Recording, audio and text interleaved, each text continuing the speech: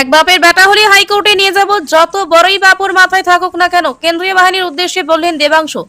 তৃণমূলের বুথ এজেন্টকে তাড়া করে মারার অভিযোগে কেন্দ্রীয় বাহিনীর বিরুদ্ধে চটিলাল দেবাংশু অভিযোগ পেয়ে ঘটনাস্থলে আসেন তিনি। মুখে কুলুপ কেন্দ্রীয় বাহিনীর। চুচুড়া দেবানন্দপুর গ্রাম পঞ্চায়েতের 57 নং বুথের ভোট গ্রহণ চলছিল দিগম্বর জৈন স্কুলে। তৃণমূলের অভিযোগ, তাদের পোলিং এজেন্টকে মারধর করেছে কেন্দ্রীয় বাহিনী।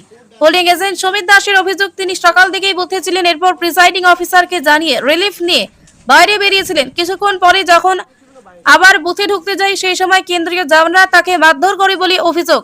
সেক্টর অফিসার রানা বসু তার সরকারি দেবজিৎ ঘোষের সঙ্গে বেশ কিছুক্ষণ কথা কাটাকাটি হয় দেবাংশুর।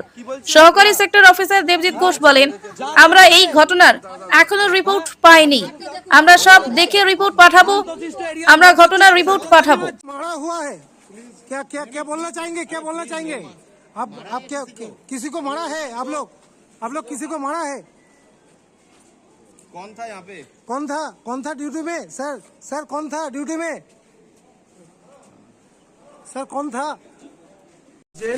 সে খাবারের জন্য স্বাভাবিকভাবে 3-4 ঘন্টা বসে আছে, জল নেই, খাবার নেই, তারা বাইরে আসবে, ডেলিভার যাবে, ঠিক আছে। সেই খাবার খাওয়ার জন্য, জলের জন্য বাইরে আসছিল, সেখানে সেন্ট্রাল ফোর্সের একজন জওয়ান তাকে গুরুতরভাবে আক্রমণ করেছে, যেটা আমাদের কাছে খবর এসছে।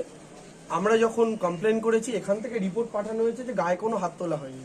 কারণ আমরা সেটাই দেখতে এসেছি, গায়ে হাত তোলা হয়েছে কি সত্যি সত্যি হয়নি, কারণ যাকে মেরেছে সে গুরুতরভাবে জখম হয়েছে, ঠিক আছে। এবং শুধু খাবার খাওয়ার জন্য, খাবার খেতে বাইরে আসার জন্য, গলা শুকানোর জন্য কেউ যদি গায়ে হাত তোলে, সেটা তো আমরা ছাড়বো না। আমরা যে মেরেছে তার এগেনস্টে আমরা এফআইআর করবো।